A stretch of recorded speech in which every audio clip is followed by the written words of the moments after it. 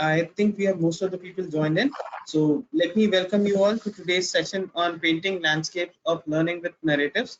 Today I have our trainer for today, Dr. Ghazala Siddiqui. Let me take the privilege to introduce her. She has done her PhD in education and contributed to material development, content writing, reviewing at various organizations like NCRT, Cambridge University Press, SCRT, and Jamia Millia Islamia University. She is currently teaching English at secondary level at Jamia Millia Islamia New Delhi. She has worked as a freelancer seller examiner with British Council and is currently working as an ELT expert in Access Macro Scholarship Training Program American Center. She has also trained and she's also a trainer and a program coordinator for international projects by World Learning USA and has successfully conducted training sessions for Madrasa background teachers pan India. She has also coordinated international projects with teachers from Afghanistan in collaboration with expert faculty from World Learning.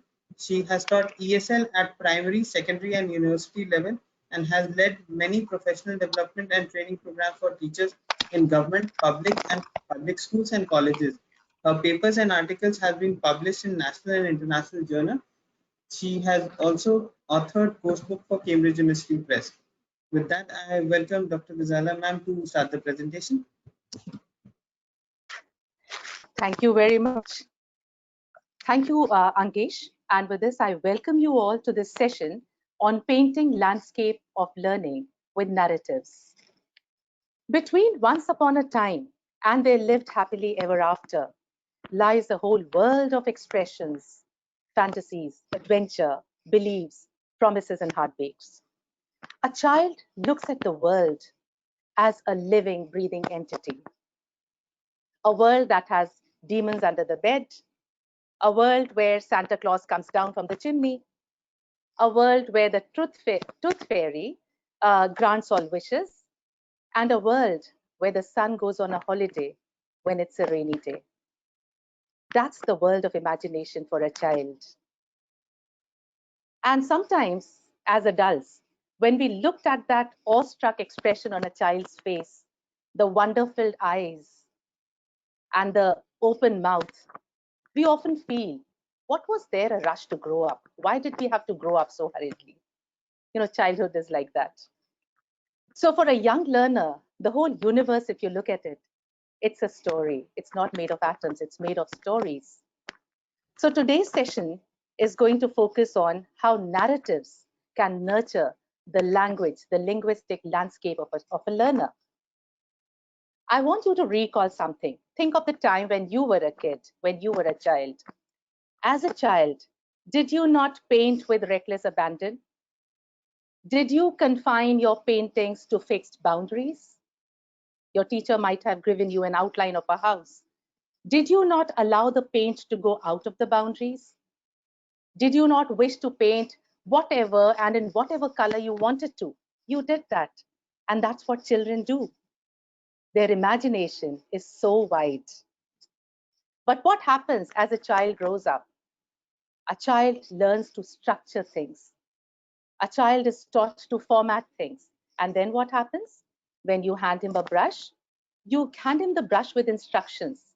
Now, you need to fill in the lines, the boundaries. And what does a child do? A child fills in the boundaries, making sure that no paint comes out of the boundaries. No paint goes out of the outlines. That is because the brain is structured to do so, isn't it? And that's a harsh, prosaic reality. So, no longer when a child starts structuring his landscapes, then once upon a time, the elephants that were purple, the crows that were yellow, the trees that were pink in color, all of these elements acquire a realistic state. It's not that I'm saying that reality is not good. What I'm saying is that how the boundary between imagination and reality starts to blur. Right. And there comes a time when the child steps into the boundaries of realities and starts focusing on what is. This is a time when we as teachers need to ensure that the imagination and the fantasy in a child is kept alive. And how do we do that? Stories are a great way to shape the imagination skills of a child. And I think it goes for everyone. The unbridled imagination, we cannot allow it to get lost as the child grows. So that is what the theme of today's webinar is: how we as teachers can teach language skills through stories, through narratives, allow a child to take his imagination to far off corners of the world, to paint as and what he likes, and just let him be. So that's what the topic is about today. So let me introduce to you what exactly a narrative is. I'm sure all of you know what a narrative is. A narrative or a story is an account of a series of related events or experiences or the like, whether true or fictitious, expressed verbally or in written words. That's what a narrative is. I want you, I think most of you are teachers here, I want you to recall something. Recall the early childhood phase of your child, all right? And think of how many families or how many children are privileged to have an early childhood where they were introduced to books, where they were introduced to stories. The early childhood phase of a child, it's a very impressionable stage. And at that stage, no matter, there might be, you might get a book from the market, come and sit next to the crib of a child and start reading a story. The child might not understand anything. But what is happening? There are developmental areas in the brain of a child that are constantly in the state of evolution. And yes, there is learning taking place, and it's a very subtle learning that's taking place at that time. A child is getting used to the nuances of words. A child is getting used to moods, to intonations, to your voice modulation. So that is why it is very, very important that this is taken care of in the early childhood stage, when a child is in the stage of infancy. And you must have seen in many countries, parents sit next to the crib, or they take the child in the hand and the book in one hand. They read out a story. The child might fall asleep. But that is the time when you are preparing the child to face the school life, where he goes with a sense of readiness to read. We term it as the readiness to read. That is what you are preparing the child for. And that's exactly the reason why it is so important to read out to the child, so that all his five senses, the sense of sight, the sense of smell, the sense of taste, the sense of hearing, and the sense of touch, all these senses become activated. That is the power of stories, teachers. That's the power of stories. And that's why I just love stories. And I think all of us are storytellers in some way or the other. We are all carrying so many untold stories inside us. All right, if you haven't told your story, if you haven't shared your story, now is the time to do so. Okay, now let me brief you with the outline of the session. I will be talking about the power of narratives, how it fosters imagination and fantasy in a learner, in a young learner. I'll be talking about different kinds of narratives, different kinds of stories. I'll be talking about different techniques, the styles that a teacher can use in the classroom. I'll be talking about the role of narratives in strengthening different developmental areas in a child. This is very important. Okay, one of the most prime objectives of this, of reading out to story, of telling stories to children. I'll be talking about narratives and how narratives can be used in the classroom to teach grammar and vocabulary, to teach comprehension skills online, to teach all the aspects of language learning, listening, speaking, reading, writing, creative thinking, and creativity. So in the course of my speech today, of my session today, I'm going to involve you in a lot of practical activities. I will try to make it as practical as possible, so that you can go back to your classrooms with these ideas and use them. Adapt the ideas, customize them, and use them with your students. So this is the broad outline of today's session. All right, teachers. Now, I talked about the phrase once upon a time and they lived happily ever after. I think all of us have lived through this phase. We started off with the stories, once upon a time, dash, dash, dash, dash, dash, and they lived happily ever after.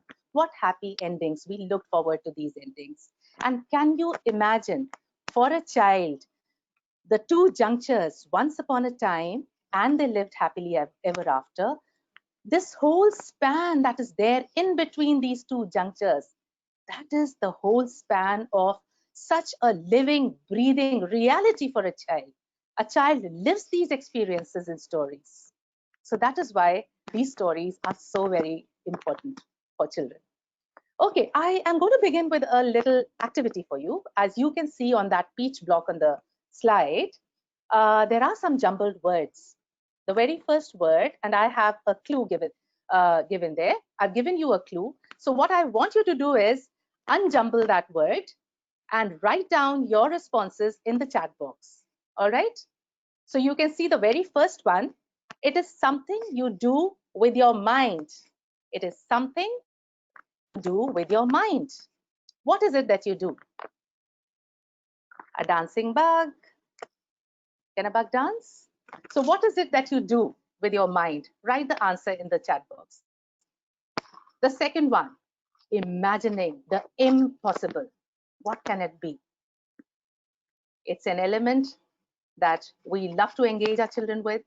What is that element in stories that you try to engage your learners? Imagining the impossible. All right, so unjumble those words and write your responses in the chat box. The third one, a daring or an exciting experience. What can we term it as? A daring or an exciting experience. Unjumble the words, text your answers in the chat box. The fourth one, an argument in a story. This is very, very important. It's one of the technical aspects of a story.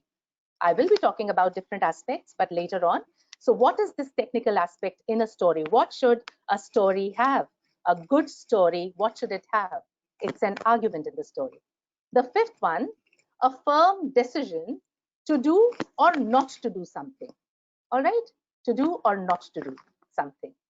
So unjumble the word, unjumble the letters, and let me see what your responses are. Oh yes, I can see so many responses. Very good. The very first one. The first one is imagination. You're right. The second one is fantasy. I can see so many of you putting this up here. And the third one, adventure.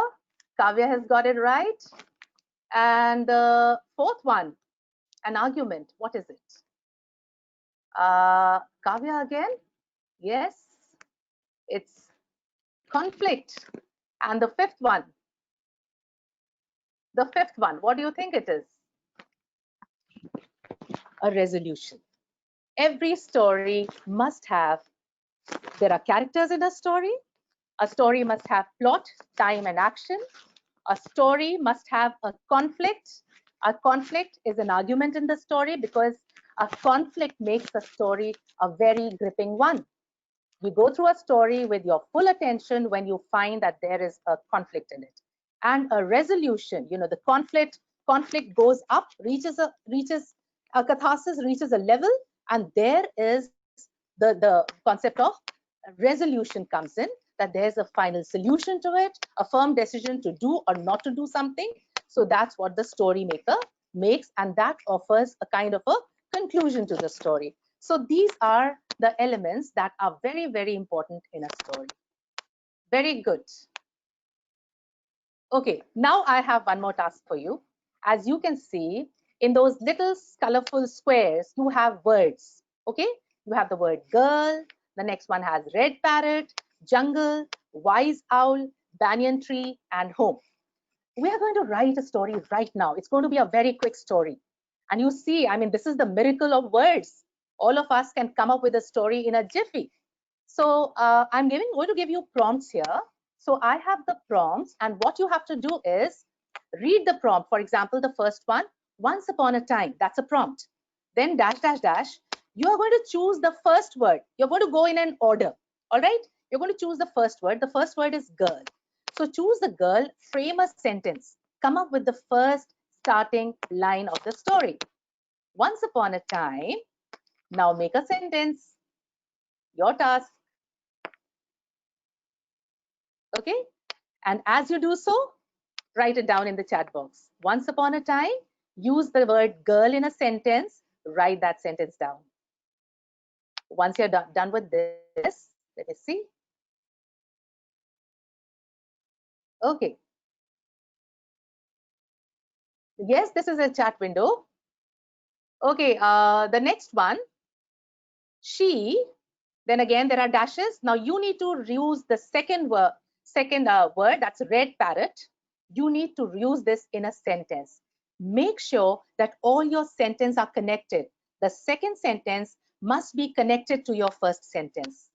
Okay, so if you've completed once upon a time, you can move on to the second sentence. She, now use red parrot in the second sentence. Likewise, move on to the third one. One day, and again dashes, write the third sentence. The third sentence must have the word jungle. The jungle with all its animals. I love these cutouts. Okay, so the girl, now again dash. Now you need to use the word wise owl. So the girl, now use the word wise owl and complete the sentence. I hope you've understood the structure of this exercise. Not difficult at all. One sentence at a time. And a 7-8 sentence story can be composed in less than 5 minutes if we do it quickly. So the owl said, now you need to use banyan tree. All right. And finally, so the girl dash dash dash use the word home, and the final sentence is the concluding sentence, and they lived happily ever after.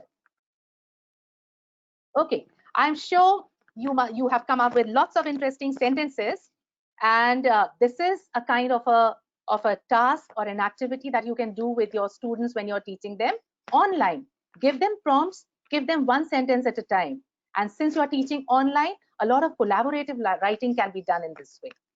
Okay, now let's see to my idea of this, what the story that I have made up using those prompts, Myra and the Parrot.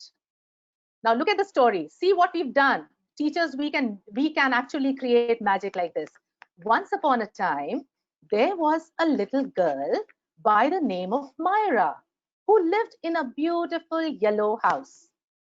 She had a red parrot as a pet. One day, her parrot flew out of the cage into the jungle nearby. So Myra decided to go to the wise owl who lived on a tall tree near the river. When she shared her sorrow with him, the wise owl said, I'll show you the wise owl. This is the wise owl made out of leaves, dried leaves. So the wise owl said, do not be sad, Myra. You will find your parrot. But remember, you must not put him in a cage. You must not cage a bird. When Myra promised not to cage him, he told her to go to the big banyan tree. Would you like to see the big banyan tree? You can make a banyan tree like this with a handprint. All right, a tree that you can make with the print of your hands. So even though it does not look like a banyan tree, but you can name it some other tree. So he asked her to go to the big banyan tree and clap 3 times so the parrot could hear. Myra did as she was told, jumped up with joy on seeing her parrot, and together they came back home. So now you see the power of words and you see the power of prompts. When you give prompts to students, it helps them in visualizing, it helps them in creating a visual construct in their minds, and it also adds meaning to the form of words. The words that are there in those blocks, you are adding a meaning to the words when you ask the learners to construct sentences. And see how you take them gradually from the level of word to from form to meaning by providing a context. So this was a beautiful context, and it was narrative in nature, and stories always appeal to children. So I hope you like this activity, and it can be done in your classrooms. Okay, so there are stories, different genres of stories, different kinds of stories. Stories can be myths. The stories can be in the form of fables. There are legends that you can share with your students. You can share stories that have historical themes, stories of kings and queens and great fighters. Then you can share story poems with your students. These are poetic stories, descriptive stories, and of course, realistic stories too. And if your stories are accompanied by visuals like these visuals I would like to share are made by my mother. She makes these lovely visuals.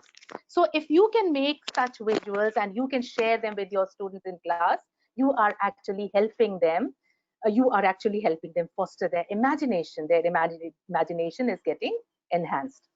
Okay, so we were talking about different kinds of stories and different myths, fables, and legends. So you know what a myth is? A very traditional kind of a story which has lots of elements of supernatural, all right, supernatural elements.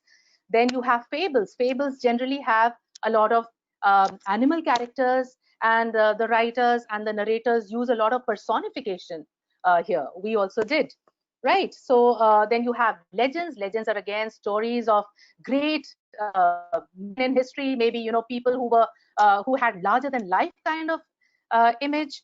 And when you share stories of those legends, you actually visualize them as much larger than ordinary mortals. I mean, they have a larger than life kind of a perspective. Historical stories could be stories of people who made an impact in history. Poetic stories, I'm going to share a poetic story with you later in the later slide, but I once read this story. It was a poem, but it was based on the Pied Piper of Hamelin, and it was there in multiple languages: Hindi, Urdu, English. And I did my students did a play on it, and it turned out to be it was really appreciated.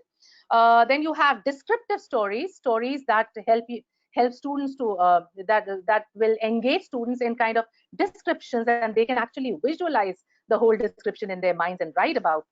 You have realistic stories.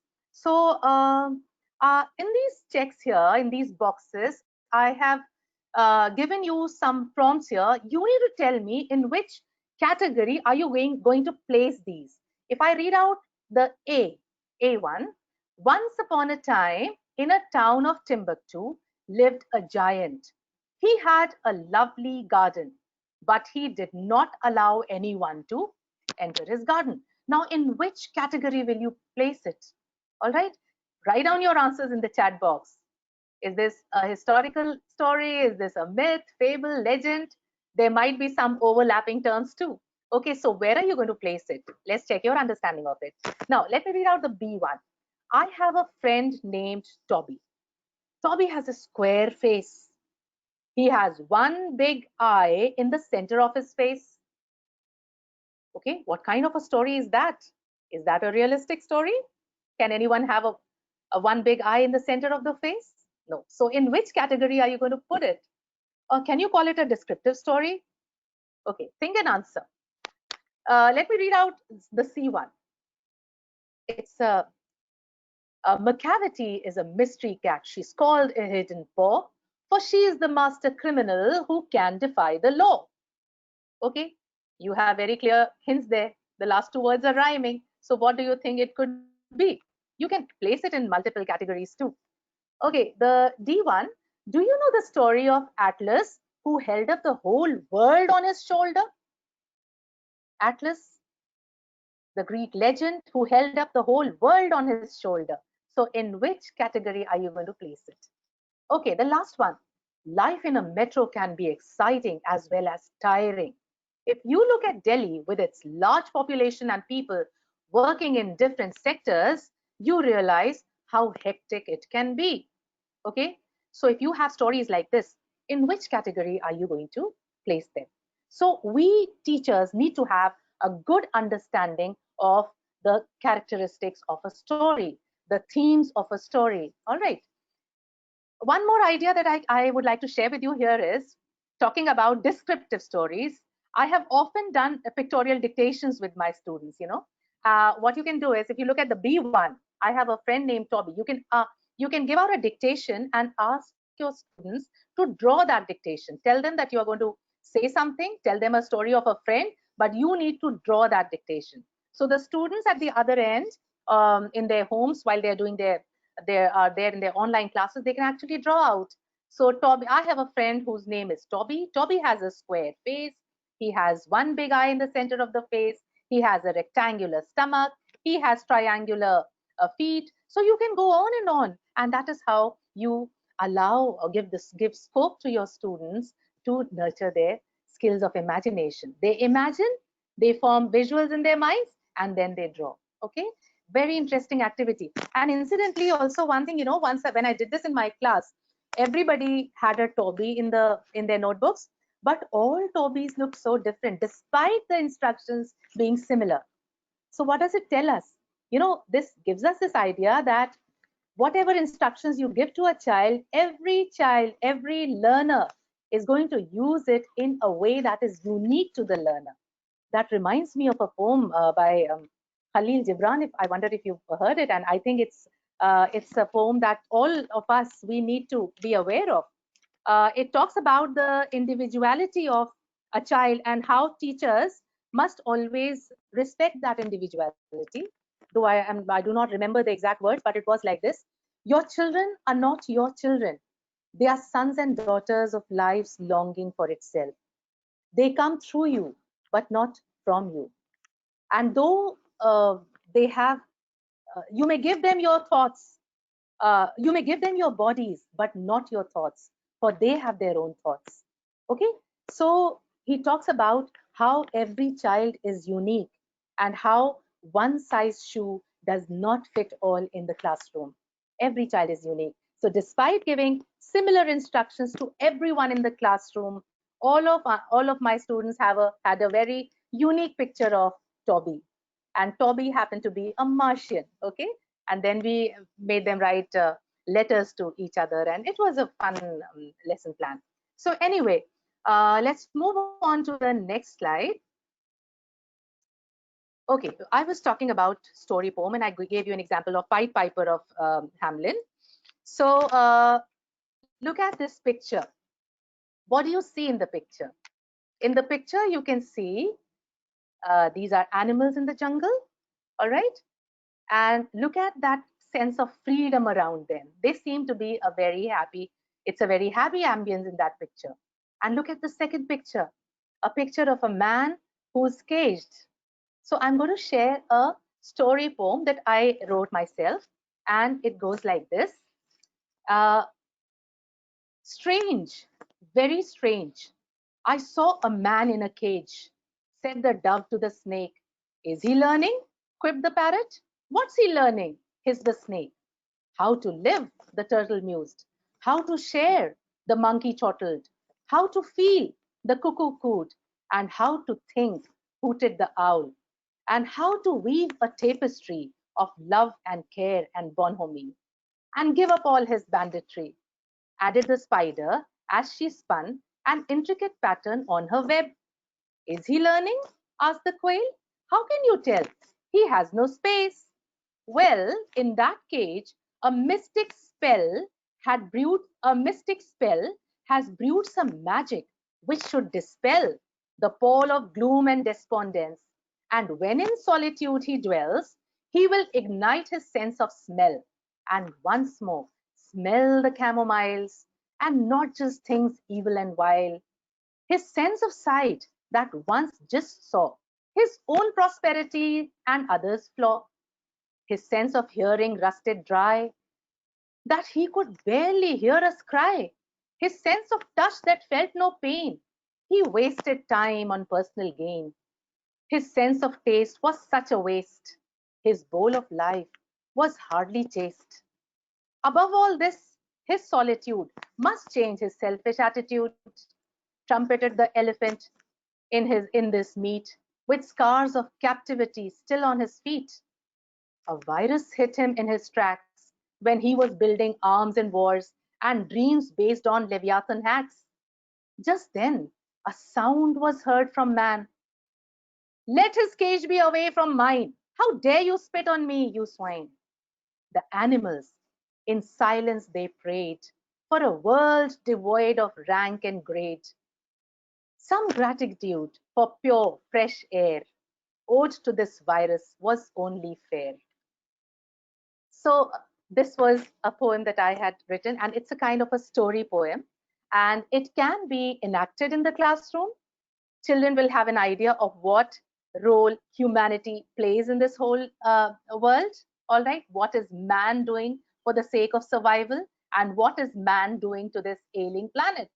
All right, so that was my humble attempt at writing this down, and so I shared this with you. Let's move on to the role of narratives and the development areas that they cater to. What do stories do? All right, and how do they help young learners? Now, as you can see here, uh, affective filters, cognitive domain, psychomotor domain, neuro-linguistic relationships, social skills, empathy, self-awareness, creativity, and critical thinking skills. These are the domains that really come alive when we use narratives in the classroom. And now I'll tell you how they do, how teachers can do that. The affective filter. What do you mean by this? The affective domain. Educators have talked about basically these three very important domains: the affective domain, the cognitive domain, and the psychomotor domain. Okay, affective domain is that domain or that area that deals with the emotional aspect of a learner's personality. It deals with how he feels in his heart, the emotional quotient of a child. All right, so when we narrate stories, the stories transport the child, the learner, from the world of reality into the world that is conveyed through stories. And in doing so, what is the storyteller doing? The storyteller is enabling the child to lower his affective filters. And when the affective filters are lowered, what happens? Emotions come out. A child emotes uninhibitedly. A child is not scared of emoting. A child is not scared of displaying his emotions. So it's very important for anyone to have a very strong heart, to have a heart that feels. The affective filters need to be down. So stories do that. When you narrate a story, a child can empathize. You tell a child a story of uh, another a child who's suffering perhaps, and if you have a very narrative style of describe, a very descriptive way of telling the story, that it touches the chord in a child's heart, then he will let his affective filters down. So the role of narratives, they play a very important role in allowing the child to display his emotions, allowing him to uh, keep his filters, affective filters down. So that's what it does to the heart of a child. Now, talking about the cognitive domain. Okay, cognitive domain refers to the brain of the learner, the mind of the learner. Through stories, you can choose stories that are analytical in nature. You can choose stories which will enhance a learner's analytical skills. It will arouse a sense of curiosity in a child, and that way, narratives help in developing the cognitive domain. All right, so it's a very important development area in a child, and the role of narrative is very, very significant here. Now let's talk about the psychomotor domain. Psychomotor domain refers to that domain where we use our fine motor skills, where we allow a child to use his fine motor skills and his gross motor skills. Fine motor skills, the tiny muscles, let's say in the hands, where you allow a child to do, a lot of activities in your primary school where the child is engaged in sorting and beading, different kinds of gestures. So the psychomotor domain, it encapsulates both these, the fine motor and the gross motor.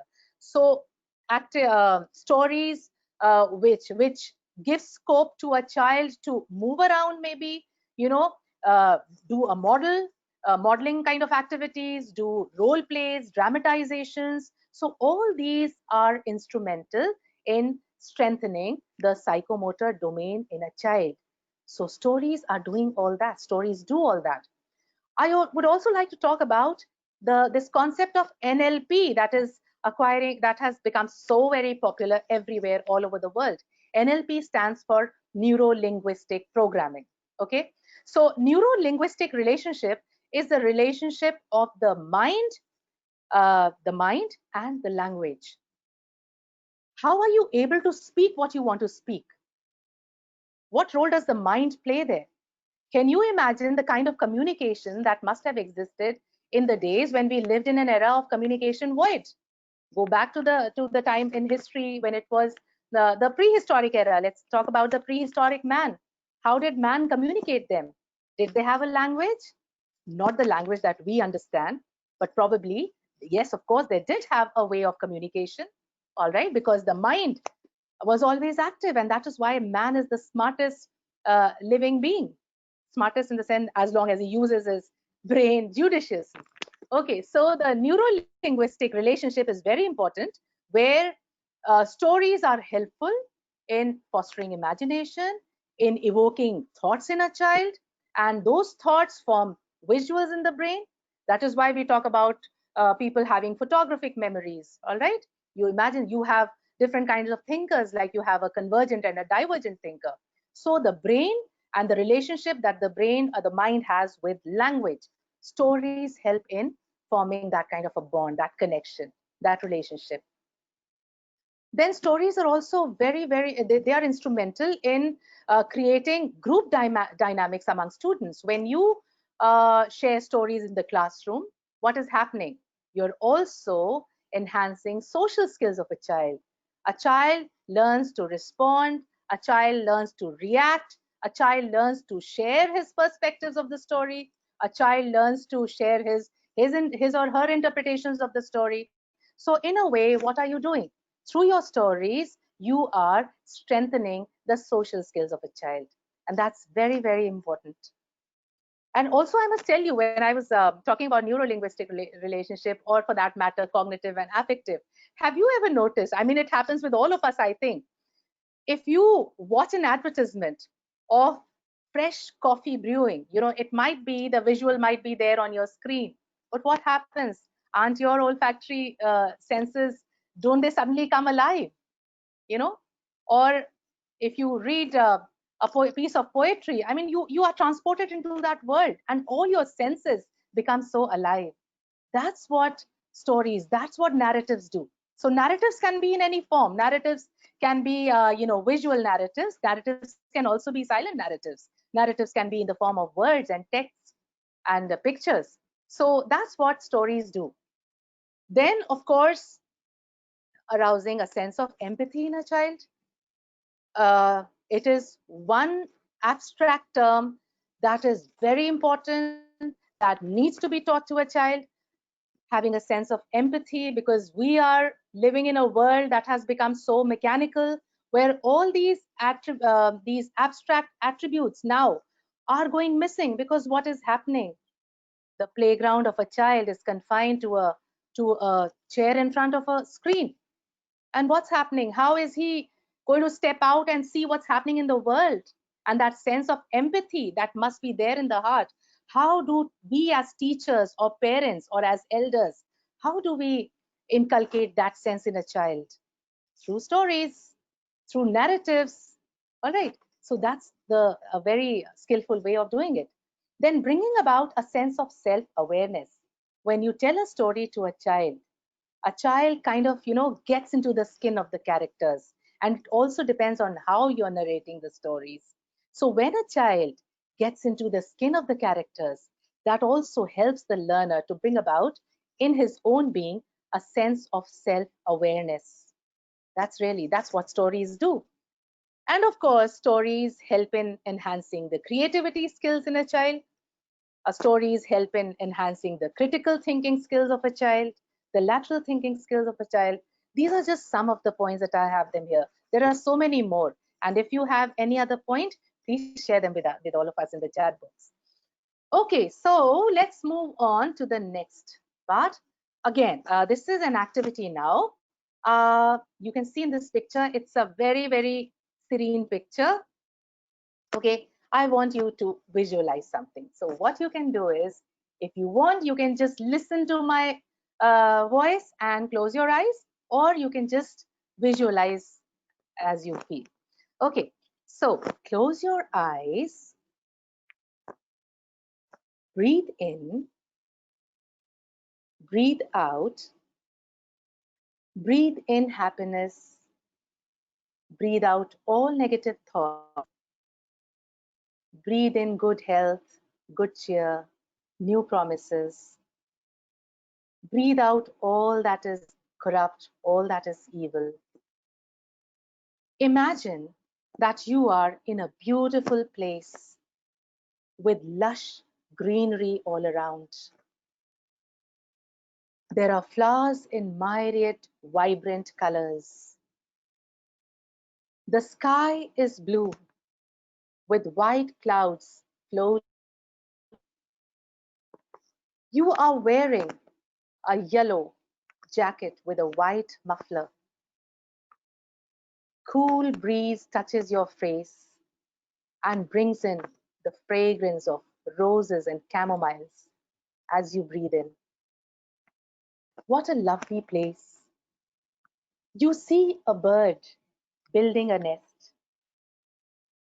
The bird flies down from a tall chinar tree, picks up a twig, flies back to the tree, and builds a nest. Twig by twig, leaf by leaf, the bird builds a nest. She has 3 little chicks sitting on the branch. When the nest is ready, she gently places her chicks in the nest. The chicks are chirruping happily. What a happy sight. She places them in the nest and goes in search of food. All right, teachers. So this was, you can term it as a visual activity. It can be called a meditation activity.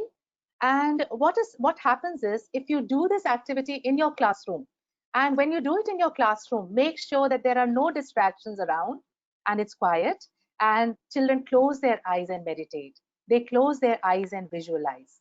So you take them into that world, and then after that, you can have an activity like, you can give them a worksheet where you ask them questions. Let me ask you some questions. What was the color of your muffler? Okay, your answers in the chat box. What color muffler were you wearing? Okay. What fragrance could you smell?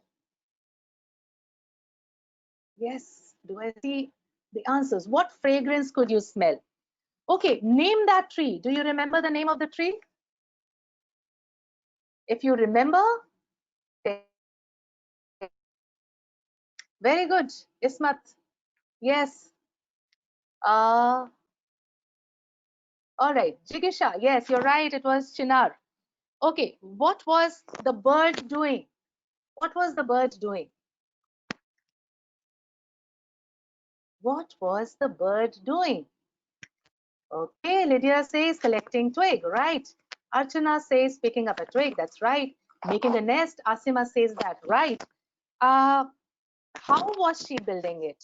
Okay, because this will take some more space, so if you are quick in texting, you can do so, but I want to take your attention to another element here. How was she building it, and why was she doing what she was doing? Okay, notice the complexity level of the questions that I just asked you. Focus on those questions. I asked you, let me show you those questions. Do I have them in the next slide? Okay, these were the questions. Okay, now you can have a look at the questions. See the level of complexity. The questions, the WH questions, the questions that were, the initial questions were based on recall, on memory. The questions that came later, how? All right. When you give a question beginning with how, what do you expect a learner to do? Now you expect a learner to expand on the idea. You expect the learner to extrapolate, right? To add on more to this idea, to this question, by using the language skills that a child has. Okay, so from simple questions, gradually you're moving on to slightly complex questions. And when you give a why question, why was she doing what she was doing? Why was she building a nest? Now that requires reasoning. All right, so I'm sure all of you must be aware of Bloom's taxonomy of learning, where the questions range from low order thinking skills and they move on to the high order thinking skills. So if you do an activity like this in class, and I would also like to share with you an ideal time to do this meditation activity in class is right after recess. I was teaching in a school where we used to do this activity, because recess is a time that is full of fun and noises and children moving about and playing and shouting and screaming. So it's a chaos, right? A very lovable chaos, of course, but it's a very loud kind of a time. So what happens when the bell rings for the next period after recess? Everybody comes back to the class, and it takes some time for things to settle down. So when this meditation activity was done, nobody was allowed to move about, not even the people who were mopping the floors of the school. Everybody had to stand. Meditation was done on the loudspeakers, and every class had to practice that meditation. It was such a beautiful feeling after all that noise, after all that chaos, everybody sitting so peacefully with eyes closed and one soothing voice practicing, making them practice meditation, and people were visualizing, students were visualizing. And it took hardly 3 to 4 minutes, and everybody settled down quietly. The affective, the psychomotor, and the cognitive domains, everything, kind of came to a rest, and then learning started on that very refreshing note.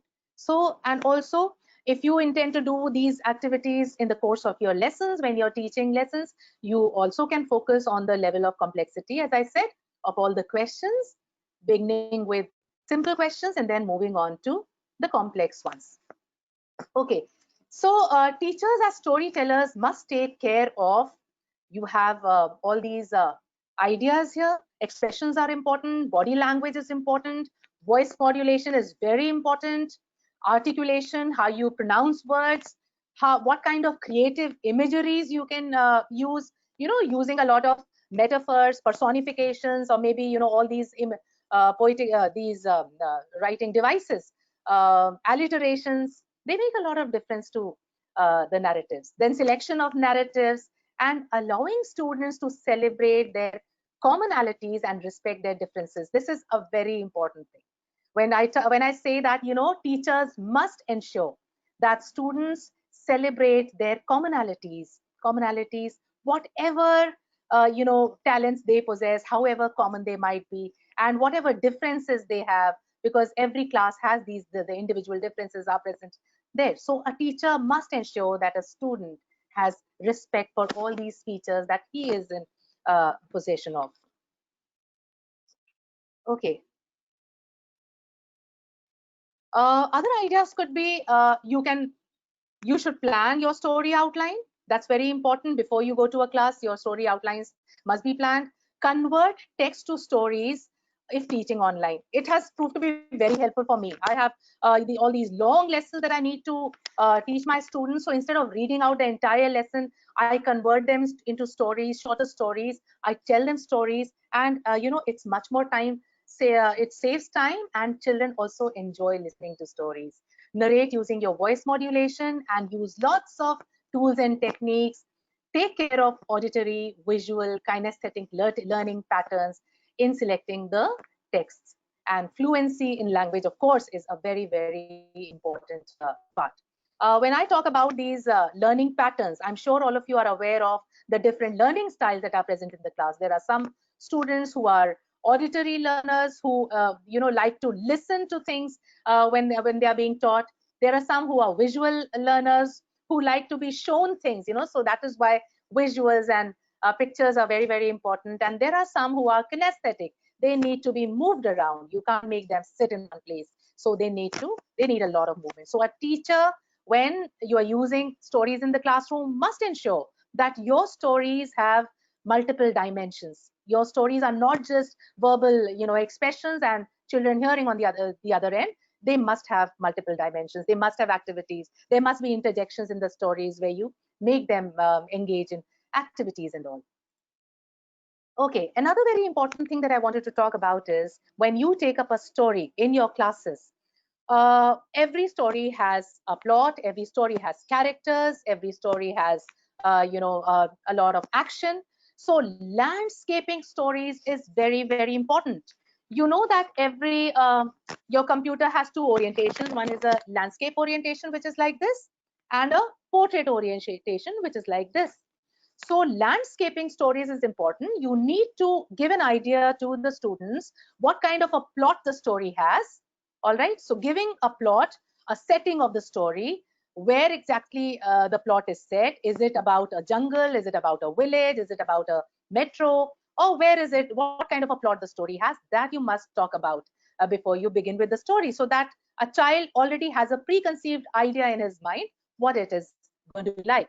And then, of course, when you portraitize is not an actual word in English, but I have just made it up and I'm using it because portraitization, according to me, means that talking about the characters in the story. All right, so you need to introduce the characters to the students so that they know that in that landscape, these are the portraits of people that they are going to read about. So these two concepts, the idea of landscaping and portraitization, makes the theme very strong.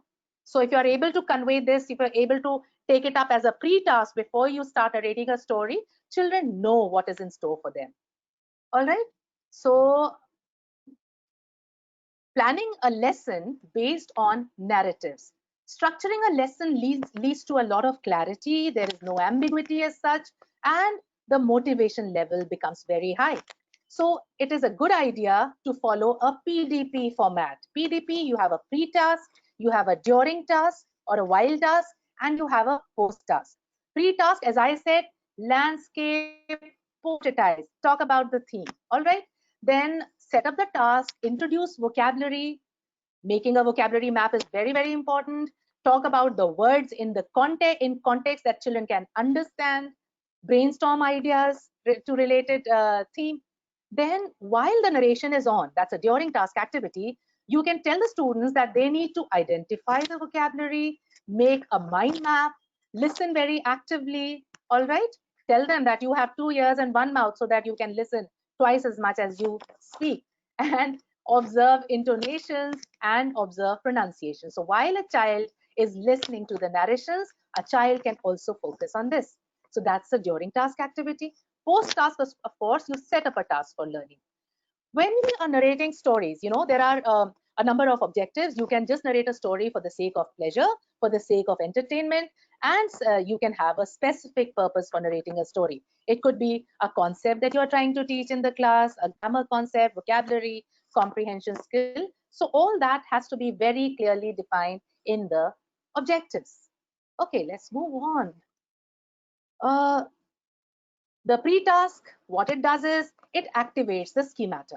Set the objectives, purpose. I've already talked about this, so I'm not going to go into too much of detail. Okay, and the while task phase, where the teacher observes, monitors, listens for gist, details, ensures active participation by prompting check-in questions. Ask students to focus on specific terms.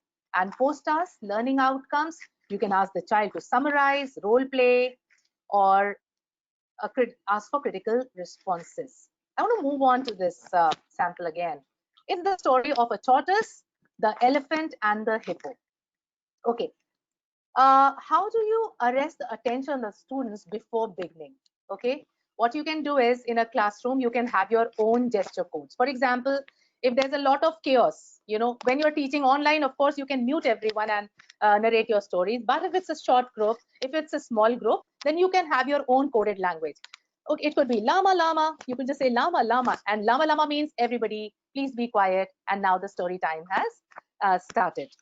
Okay, so as you can see in this picture, it is the picture of a tortoise, the elephant, and the hippo. One day, the tortoise met the elephant, who trumpeted, out of my way, I might step on you. Do not boast, Mr. Elephant. I would want to introduce that elephant to you, a very boastful elephant. This was the elephant. The elephant said to the to the tortoise. And would you like to see the tortoise? Okay, let me show you the tortoise. The tortoise. The tortoise was going in the jungle, and when he was going in the jungle, he came across this elephant. And the elephant was very arrogant. He said, "Step out of my way." The tortoise felt humiliated. He said, "But why?" But he had an idea. He said, "I'm as strong as you. Why are you telling me to step out?" So the elephant laughed and he said, "Ha ha ha, if you are as strong as me, prove it." So you know what the tortoise said? "All right, I'm going to ask you to come for a tug of war." All right, you know what a tug of war is. So the elephant, he laughed at him and he said, "Okay, you want to have a tug of war with me? Sure, I'm going to be there." So he asked him to come in the evening. And then the tortoise went to a pond in which lived a hippopotamus. He asked the hippopotamus, "Hippopotamus, would you like to have a tug of war with me?" The hippopotamus was equally arrogant. He said, "Why are you even thinking of having a tug of war with a tiny animal?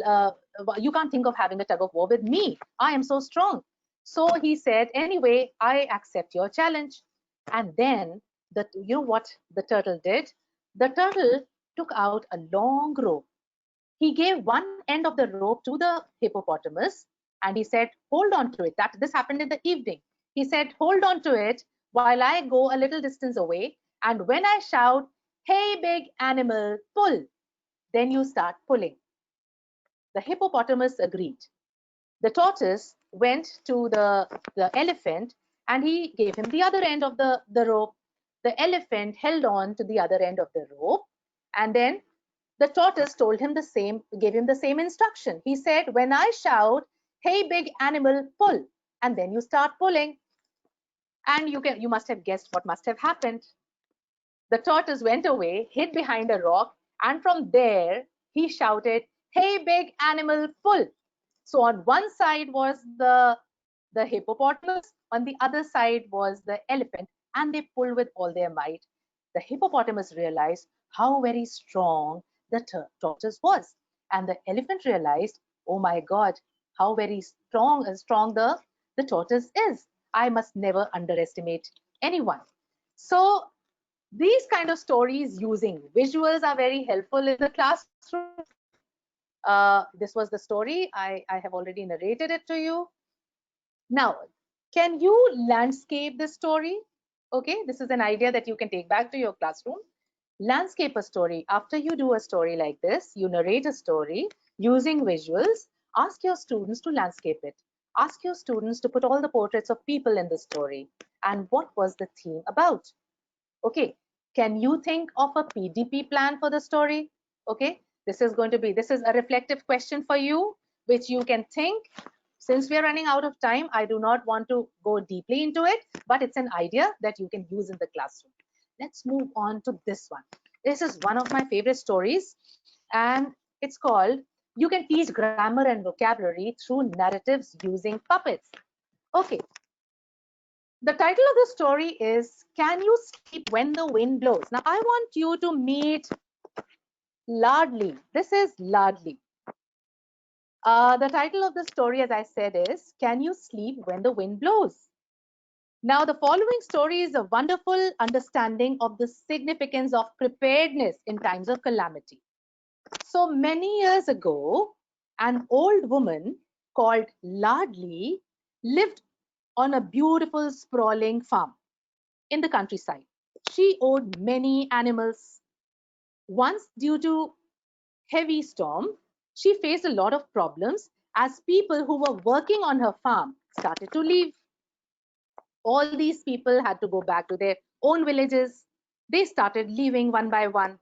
They had to take care of their own families. They dreaded the awful storms that raged across the oceans, wreaking havoc on buildings, crops, and animals and birds. So Ladli put up an advertisement and she invited people for interviews, people who could come and work on her farm. Not many people came up, but one day an old man came to her. The old man looked like a clown, and Ladli wondered whether he would be suitable to work on the farm. But anyway, Ladli had no choice. So she asked him, will you be able to handle all the issues on my farm? And you know what the man said? The old man said, oh, well, I can sleep when the wind blows. I can sleep when the wind blows. Now, Lardli could not really understand what the man meant by this statement, that I can sleep when the wind blows. But nevertheless, she hired him.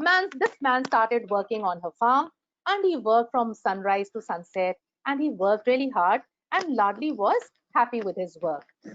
But one night, there was a loud shrieking and howling of the winds. Lardli woke up suddenly. She wondered if the man was out of his cabin, taking care of the animals there. She had lots of animals, and she wondered whether the man had put the cows in the shed because she could not hear any cow mooing, whether the horses were in the stable, whether the pigs were in the sty, whether the hens were in the coop. So she was wondering. She stepped out of her hut, and she did not find the man anywhere outside. So she went and knocked on his cabin door. The man was sleeping, and she went in and she said, what makes you sleep at such a time? Don't you think you should be out in the field and check out on the animals? The man turned over and he said, no, I told you at the time of the interview that I can sleep when the wind blows, so I am not getting up. Now, Lardli felt really enraged. She was tempted to fire him there and then, but nevertheless, she went out. And when she went out, she looked around. And what did she notice? She noticed that everything was in order. The hen were in their coop, the pigs were in the sty, all the birds, the owls. There was an owl hooting, but it was a very reassuring kind of a hoot. The horses were in the stable and they were not neighing. Everything was in order. And now she understood what he meant. That man had set up everything well in advance, and that was the reason he could have such a sound sleep. I received this story on my WhatsApp, and I used this here today. I think I received it day before yesterday, and I love the story. And now see what grammar and vocabulary aspect you can teach through this story. You can teach past form of verbs, own, owned, dread, dreaded. You can teach onomatopic sounds. You can teach the names of houses. Where does a hen live? Where does a horse live? Okay, there are so many multiple aspects of language learning that you can carry out with this short story. All right. You can also conduct a quiz in class. You can ask the students to draw a scenery from the story. You can ask students to retell the story or write a paragraph on life in a farmhouse. I hope you enjoyed the story. Teaching comprehension through stories. I'm going to tell you a very short story now. It's just a one-line, two-line story. Two men were walking side by side. One asked the other, do you believe in ghosts? The other said, no, and disappeared. This is the shortest story that you can think of. It has a beginning, it has a conclusion, and it has suspense. So it has everything in it. There is conflict in it. Okay. And now the questions, you can have so many questions based on this story. So teaching comprehension through stories. A lot of lessons that you have in your text, they're all comprehension lessons. The intention is to make them comprehend the theme of the lesson. So whatever I talked about today, landscaping, portraitization, talking about themes, all that can be taught, and the children can be taken from the level of mere comprehension to comprehensibility plus, when you add on that extra something to your stories, that kind of a miracle factor to your stories. Make it more exciting, make it more alive. Who were the two men in the story? What was the mystery? What do you think were the two men in the story? Can you put your answers in the chat box? What was the story? Why did the other fellow disappear? Yes, you must have guessed. What do you think was the reaction of the man? How can this story be narrated? Through pictures, text, sounds, okay? Lots of pauses, silences, and sounds. Yes, lots of ways of using the story. Okay, so as we are nearing the conclusion of the session, I want to give you some online class tips here. Because everyone is engaged in taking online classes, A good idea would be to use a character to make your classes exciting if you have young learners. Okay, lots of characters. These puppets you can use to teach verbs. Okay, the bird was dancing, jumping, swinging, okay, sleeping, clapping, or shuffling the feet. So you can make these hand puppets, you can make stick puppets to teach. They always add that extra element of fun to your stories. Okay, puppets like these are all finger puppets. So you can make all these. All these can be a part of your professional development. Also, I would like to share something that is very easily available. This owl is made using newspapers. So you can make owls like these. I really wish to thank my Amma for making all these for me. Okay, so online tips, you can make your own codes. As I said, llama, llama, or one finger means everyone quiet. Two finger means now you can shout. Okay, so you can have your own code language. Make a list of do's and don'ts. That's very important, and I will come to it in the next slide. Allocate groups when you are teaching, so you can engage your students in collaborative writings. Okay, collaborative role plays when they're sitting in their own compartmentalized spaces in their houses. There are ways of doing that. Designate roles to students. One child could be the director, one could be, the actor, one could be the writer, one could be a mentor. Start a mentoring system. Like you create a hub, and then you ask you have a group, and then your class group, then ask students to create their own small hubs, and in their hubs they can share a lot of information. Teach synchronously with numbers you can handle, and also use asynchronous platform to assess and give feedback. Synchronously and asynchronously. Synchronously, like we are doing right now. We are face to face right now. Asynchronously, you can use YouTube, you can use WhatsApp, you can first record a video and then post it to your students. So that is an asynchronous way of teaching your involved parents. Parents must know what their children are going through and how they are learning, and they must have an understanding of the whole landscape of teaching and learning that's happening. Prepare a class constitution for your students. It's something very exciting. Every teacher can do that.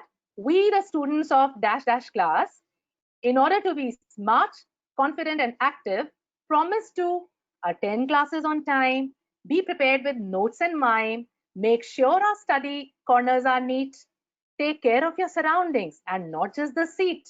Smile and greet everyone, make your classes super fun. Okay, so something that rhymes like this, something that can be made into a jingle too, a class song too, maybe. So you can use something like this. Of course, there can be a class constitution for teachers too. I put your name there.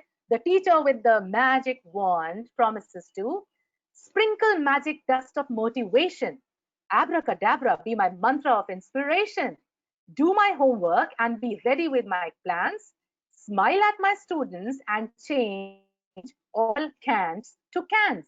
Reinforce that learning can be fun, be open, accessible, make them shine like the sun. Have fun and make my own 25th hour. That's what I have, the super magic power. All right. So teachers, I want you to hug yourself. In fact, all of you are watching, hug yourself and pat your shoulder. Tell yourself that you love yourself. All right. So, dear teachers, use energizers and chants. Make use of those two hands. This is very, very important. You have the hands, use them. Tell a story and see. You set imaginations free. Use silence, gestures, words, pictures that can be heard. Do magic with your voice. You have that grace and poise. A narrative is what? We are on this pale blue dot. I hope you know what the pale blue dot is. A pale blue dot is the earth, our earth as seen from the universe.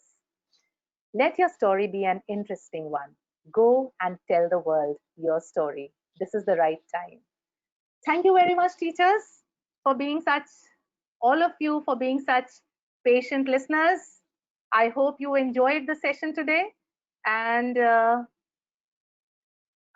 One more slide that's very important I would want to share with you all is this one. Your feedback is very important for all of us. You have the link given here, and I'm sure Monica and Ankesh must have given you the link in your chat boxes too. In the chat box there, please give your feedback. That's very precious to us. And I hope today you're taking back something that you can use in your classrooms. Lots of ideas to share, and please share those ideas with me too. Thank you so much. So it's time to have a look at your questions. Let's take 10 minutes to address the questions. Okay, so you can put in your questions if you wish to ask me anything. Thank you so much. Faiza, Mansi, thank you so much. Such lovely comments. Thank you so much. If you have any question, please ask me. And thank you, Mahalakshmi, Hetal, Asima, Rusha. Thank you all, you lovely people out there. I love you all.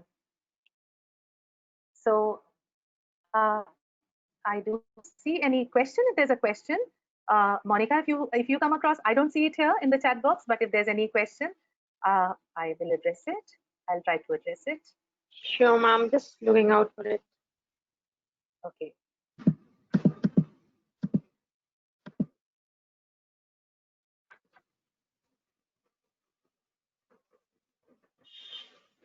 Can I get the recording? This is Lakshmi is asking for a recording of this session. I think yes, UP. Yes, ma'am. Yes. Share the link. You can do that. Ma'am, there is a question: Okay. how to teach writing skills online to our students from grade 1? Yes. So Dania has asked this question: how to teach writing skills? I think Dania, if it is a question that is specifically based on the kind of teaching that teachers are engaged in right now, looking at the situation, most of the classes are online, and how to conduct writing, how to enhance writing skills of a child, then it could be done with the help of prompts and all. Like today, I use a lot of activities where the prompts that I gave you there and you gave your answers in the text box, that could be used as a writing skills activity. And other than that, writing skills, you give them visuals to read, ask them to read about it, show them pictures, okay, tell them what they infer, and then they can write down about those pictures. All right, or you could give them paragraphs, tell them to locate the topic sentence and maybe expand on that idea. It depends on which class you are teaching. If it's a very elementary class that you are teaching, then of course lots of visual prompts help. Give them lots of visual prompts. Give them pictures and tell them to write sentences. All right, or you can give them a listening prompt, maybe a kind of some story that they can listen to, and then based on that story, something that is related to the theme of the story, ask them to write down their views. They can write a paragraph, they can write letters to each other. Okay, so that way I think these are some of the ideas, but maybe we can have a session on this, so I would be able to expand on this idea more. So, ma'am, I found a question from Laiba Khan, ma'am. What is kinesthetic learning pattern?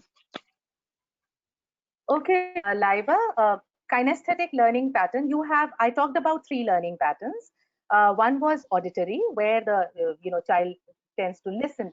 Kinesthetic learning pattern is that kind of a pattern where the child is engaged in a lot of activities that enables him or her to move around, use the muscle power. Okay, when a child is engaged in games, when a child is engaged in activities where there is movement, for instance, the mingling activity, the high five activity, where you are required to move around. So that's a kinesthetic activity that activates the muscles and the child moves around and likes to do activities like this. That is what is meant by kinesthetic way of learning. So using games in the classroom is very, very effective. I hope that answers the question. Yes, any other question? I'm just going through the chat, just a moment.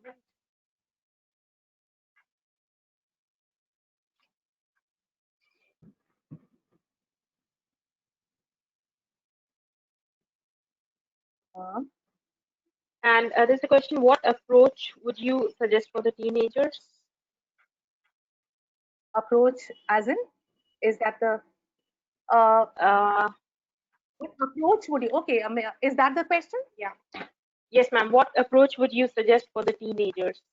Okay, I assume that it is an approach that, it points to the fact that kind of an approach can a learner use, maybe to expand his learning horizons, right? So there are various kinds of approaches. A teacher can use a process approach in the classroom if she's dealing with teenage students who are teenagers. A process approach is very, very helpful. You must be aware of the product approach too, but a process approach allows the teacher to observe the entire learning pattern that the learner is going through, so a teacher can observe how the learning is taking place. So it's not like the product approach where the teacher assesses at the end of an activity. A process approach is a very good one, where the teacher knows how the child is learning, how the young learner is learning. And another approach that can be used for adult learners is a genre approach. Genre approach is providing lots of samples. For instance, if it's a writing sample that the teacher is intending to do in the classroom, for instance, writing reports or articles, a teacher can provide a lot of other sample articles and reports for the students to go through, so that they become aware. It's a kind of a discovery method when the child has, when the I'm sorry for calling him a child, when the young learner has a lot of resources all around him or her, and he goes through them, and that learning is a very concrete kind of a learning. So he's learning by discovering things himself. The teacher is providing the inputs, the teacher is providing lots of samples. So it's called a genre approach. It's very, very effective. So I suggest the process approach and the genre approach. Both these approaches are very, very productive. Thank you. We have a query. What strategy can be used to improve students' vocabulary? To improve students' vocabulary, if it's a young learner or a young learner, it's a very good strategy would be to create a word bank. Before the beginning of any lesson, a teacher obviously would have already gone through the lesson, come up with the words that you feel need to be taught to the students, and just mere understanding of the word is not enough. Just mere knowing the spelling of the word is not enough. The learner must know the meaning of the word in a proper context. So maybe the vocabulary words, a teacher might discuss the theme of the lesson and then elicit the vocabulary words by brainstorming in the classroom. Write down those words on a chart paper or on a blackboard, and have a nice cozy vocabulary corner in the classroom. And likewise, the teacher can also ask students to come up with their own vocabulary bank. Have those words and vocabulary. The words need to be understood through a context. Just spelling and a visual form of a word is not enough. Understanding the meaning through multiple sentences, using that word with the help of sentences in the course of speaking to peers in the classroom, all that is very important. So word learning with context, that's important. So create a word bank, very, very effective. Thank you. So, ma'am, we'll take up the last question for the today's session. It is, how can we take a dictation online? Taking a dictation online, I don't think it's difficult at all. Like I said, there are different forms of dictation. It depends on if you have a big class, right? If the population of the class is large, then what you can do is either have that whole class there, or you can have smaller groups of students and have different days allocated to them. But it is also possible in a big class too. So when you are dictating, the student at the other end is taking down the dictation. Also, when you are, I would also suggest that, if you can make your dictation as appealing and attractive as possible, it's going to be more helpful. It will not be possible for you to check the dictations after the dictations are done. If, it's a whole class activity, everybody is writing dictations, and then how to check it. So a good idea would be to give either a visual dictation or give a small dictation which the students write down, and then engage them in a kind of peer correction. Have a sample, a model in front of you, share that model with the students, allow the student to self-check, it's a good way of allowing the student to take the responsibility of learning on his shoulder. That's something that I think it's very important we make children do. Take the responsibility of their learning on their shoulders. So give a dictation. The children, if they have proper, these mics and all the technicalities that are needed. So if they have it, they can take the dictation very easily. Give visual dictation. Give them visual dictations. Ask them to draw dictations or give them worded dictations. Okay, they can take that down. That's not difficult at all. Thank you. Thank you so much. All right. Thank you, Ghazala ma'am, for such a wonderful session. And thank you all the participants. I would end up the session now. Thank you. Bye-bye. Thank you, everyone. Thank you so much.